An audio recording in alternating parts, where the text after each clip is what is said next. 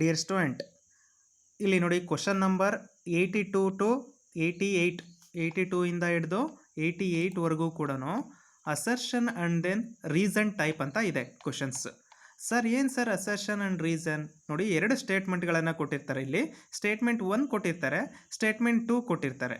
ಅವೆರಡರಲ್ಲಿ ಯಾವ್ದು ಕರೆಕ್ಟ್ ಇದೆ and then statement 2 correct explanation ಇದೆಯೋ ಸ್ಟೇಟ್ಮೆಂಟ್ 1ಗೆ ಅನ್ನೋ ರೀತಿ ಈಗ ಒಂದು 4 ಆಪ್ಷನ್ ಕೊಟ್ಟಿದ್ದಾರೆ. ಇಲ್ಲಿ ನೋಡಿ, ಇಲ್ಲಿ ಫಸ್ಟ್ ಕ್ವಶನನ್ನು assertion and reason type questions ಅಂತ ಇದೆ, ಹೌದಲ್ವಾ ಹೆಡ್ಲೈನು?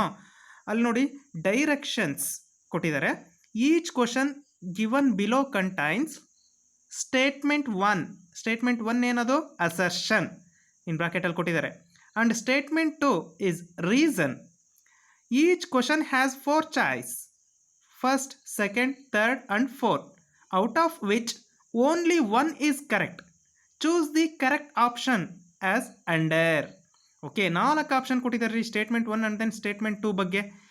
ಫಸ್ಟ್ ಆಪ್ಷನ್ ಏನಿದೆ? Statement 1 is true, statement 2 is also true, statement 2 is correct explanation for statement 1 ಅಂತ ಕೊಟ್ಟಿದ್ದಾರೆ ಫಸ್ಟ್ ಆಪ್ಷನ್. ಸೆಕೆಂಡ್ ಆಪ್ಷನ್ ನೋಡಿ, statement 1 is true, statement 2 is true, statement 2 is not correct explanation for statement 1.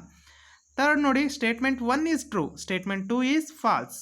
Fourth one, statement 1 is false and statement 2 is true. Okay, these are the 4 choices are there. Okay, first question number 82 check ಮಾಡಿ. 82 ನಲ್ಲಿ statement 1 ಏನು ಕೊಟ್ಟಿದ್ದಾರೆ? Bohr's are called stationary orbit. ಹೌದಾ? ಇದು ಕರೆಕ್ಟಾ ಅಲ್ವಾ ಅಂತ ನೀವು ಹೇಳಬೇಕು. ಅಕಾರ್ಡಿಂಗ್ ಟು ಬೋರ್ಸ್, ನಿಮಗೆ ಗೊತ್ತಿದೆ ಬೋರ್ ಏನು ಹೇಳಿದರು? Electrons are revolve around the nucleus in a stationary orbit ಅಥವಾ in a particular state.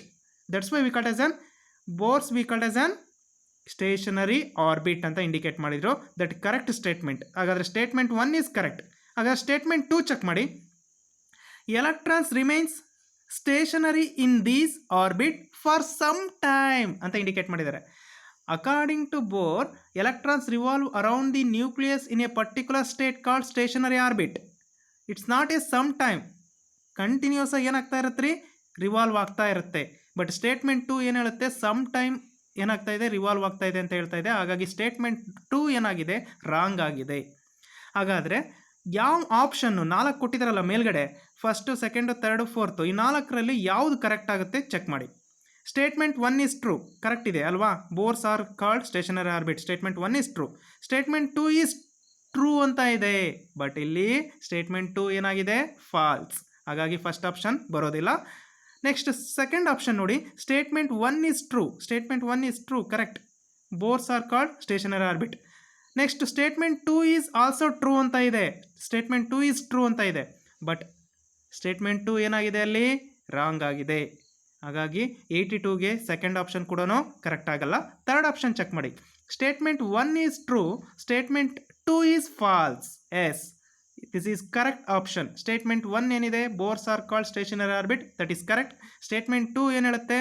Electrons remains stationary in the orbit for some time. That's why statement 2 is wrong. ಹಾಗಾಗಿ suitable option 3 is correct. ಯಾವುದದು? Statement 1 is true, statement 2 is false. ಗೊತ್ತಾಯ್ತಲ್ವಾ ಇದು ಹೇಗೆ ಅಂತ? ಹಾಗಾದರೆ ಈ 4 first ಮೇಲ್ಗಡೆ ಇರ್ತಕ್ಕಂಥ 4 ಆಪ್ಷನಲ್ಲಿ 82ಗೆ ಯಾವ್ದು ಸೂಟಬಲ್ ಆಗುತ್ತೆ? Option 3. Statement 1 is true, statement 2 is false. Okay, next question number 83 check ಮಾಡೋಣ.